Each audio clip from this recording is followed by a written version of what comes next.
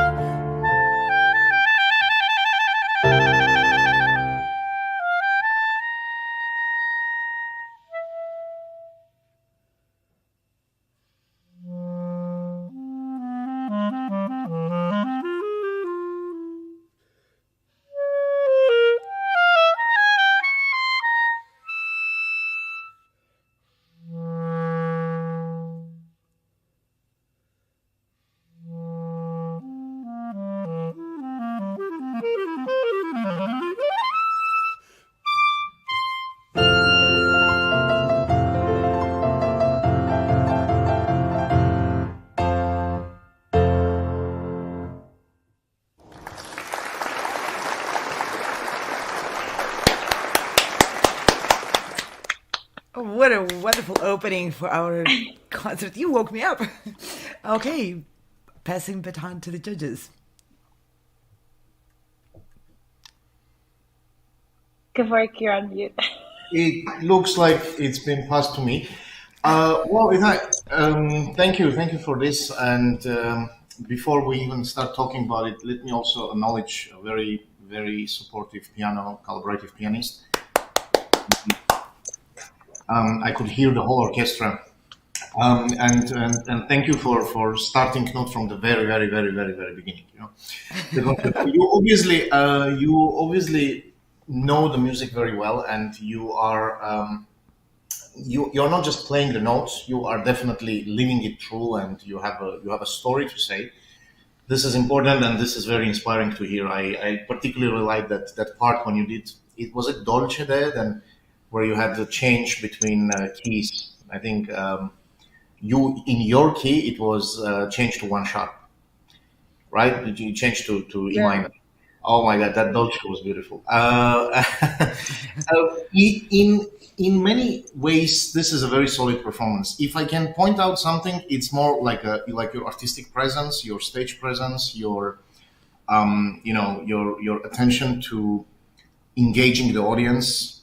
I guess that will be something that you can also think about, because you are at the level that these are discussions that we can have already. We are not talking anymore about why this note and why that legato and this articulation. This is a very solid performance, and I like it. I like it in many, many ways. So yeah, passing on to Joanna, maybe. Thank you. Thank you very much. Itay, it's so wonderful to see you again and to hear you play. I can tell how much you've grown in this last year since I've heard you play. What a complex and beautiful piece, and I'm so grateful that you shared with us. For me, it's this morning, but for you, I guess it's this evening. Um, yeah, I actually was thinking along the same lines as Gevorg. Your musicality is so spectacular. I would love for your uh, energy on stage to shine out in the same way. Uh, if you think about not just the music having energy to it, but also your physicality, your presence on stage, it will give the audience more permission to go on that journey with you, to join you, to feel like part of your music. And I think that that would be the next level for you. I think you are spectacular, and I love listening to you play. So let's take it to the next level. Thank you very much. Wonderful. Well, first of all, Itay, do you have any questions? Would you like to ask the judges any opinion, anything specific? No, thank you very much. I think I got very good advice. Then I will try to channel it into my performance. Okay, wonderful. From me, I want to say I absolutely love your singing tone on the clarinet, on the long notes. That is rare, and it's such a difficult skill to attain. Your notes live. Oftentimes the note just stays there, but you live through the long notes, and that's just so wonderful to hear. Thank you so much. This was our fabulous opening with Itay Hazan from Israel with a clarinet concerto by Bernhard Crusell. Thank you, Itay, for opening our long marathon of auditions with this beautiful playing. Check this out. I know you have always dreamed of performing in Carnegie Hall. So I think this 2023 to 2024 season at Sound Espressivo will be perfect for you. As a platform, we host live online auditions so you can share your music with the entire world. Then we send you to incredible in-person venues like Carnegie Hall so you can perform solo, as a duo, as an ensemble, and with orchestra. This year we have a total of 4 gala events at Carnegie Hall, as well as 4 different opportunities to perform with orchestras in the US, in the Czech Republic, and even in Egypt. We want to help you fulfill your musical dreams. Go to soundespressivocompetition.com to check out our season and to apply.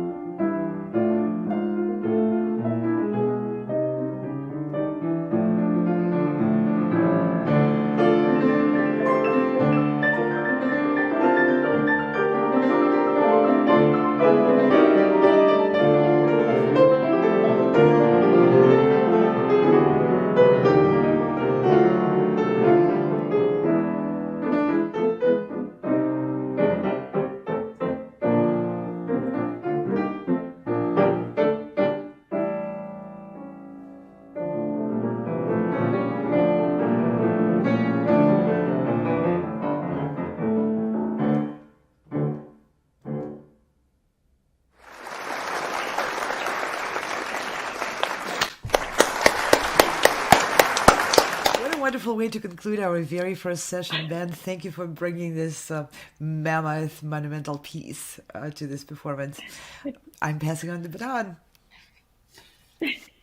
Man, that's really nice. I kind of it skipped my mind that when you were playing with Madeleine, you will be also playing Rachmaninoff, and I was like, who is this piano? Who is this collaborative pianist? So you both are a very good match. What I want to say is that no matter how many times in my life I heard, conducted, and interacted with this concerto, it never stops to amaze and surprise me. And I think this was one of those things. To be honest, it's the first time that I'm hearing this concerto with a piano accompaniment of the piano. I mean, I probably heard some snippets here and there, but like the full first movement being with a collaborative pianist is the first time. And I hear so many new colors that with orchestra are there, but different. They have different shapes and colors. What I wanted to compliment, obviously you and Madeleine as well, is that synergy between the two pianos in this case. When I commented that Madeleine and you, when she was playing Scriabin, you agree to disagree. Here, I think the agreement was total. There was a complete agreement, and the colors were very, very, how do I put it? Not sharp, but they were warm across the whole thing. This concerto is played and performed and heard and listened so many times. It's really difficult to find new interpretation genres, but you actually found some, and I can tell there were some, certain articulations that I heard they were kind of new to me. Some melody lines and some middle lines as well that I really appreciate and like your mention. Again, because I'm not a pianist, let me not comment into technical aspects of it, but as a conductor, I think this is a very solid piece. Thank you very much. Thank you. Oh, Ben, it's so amazing to hear you play. I agree. It was a very warm world to live in, and I found myself transported and not thinking so much about what I could say to help shape this piece for you, but really just listening and living in that world with you, and that's always spectacular. I could listen to you play for hours. I really enjoyed, in particular, how I was listening for the next thing.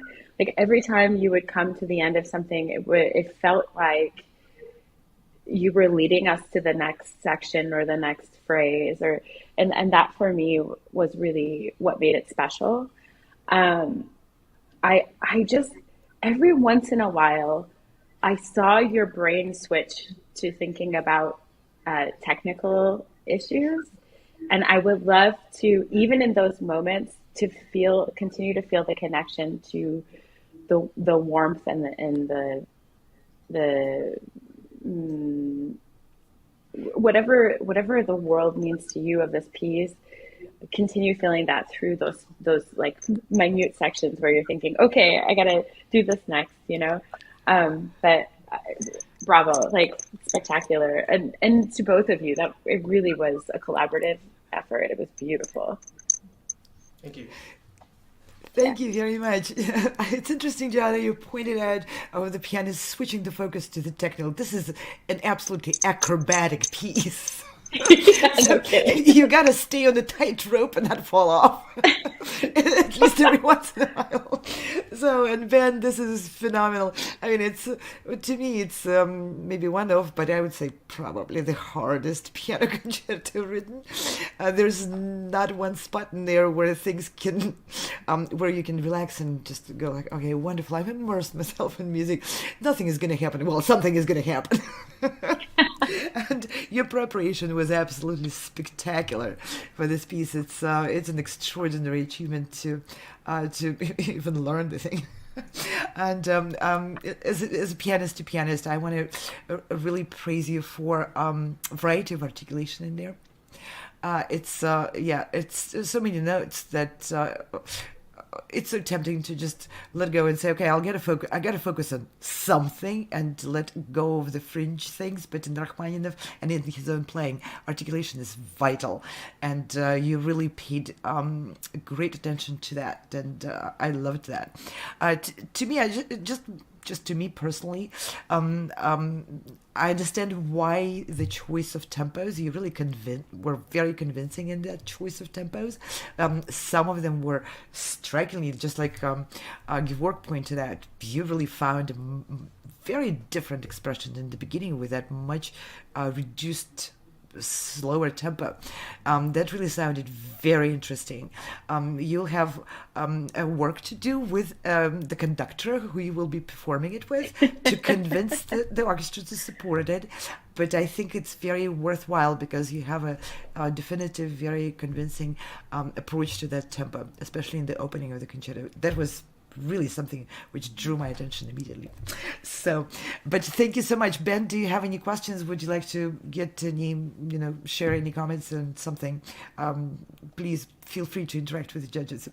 I don't have any questions, but just thank you for the opportunity. This is a piece of mine for a long time, so it's a privilege to get it on stage, even virtually. Thank you for the opportunity. I appreciate it.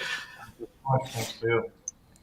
Okay, well, thank you so much, Ben and Madeline, for this wonderful two-piano rendition of the Rachmaninoff concerto. We don't really, you're right, we don't really hear it a lot. Maybe partially because the collaborative pianist just doesn't want to learn it. It's just so hard. It's really hard. Yeah. Okay, well, we'll be saying goodbye to Ben and his wonderful collaborative pianist, Madeline.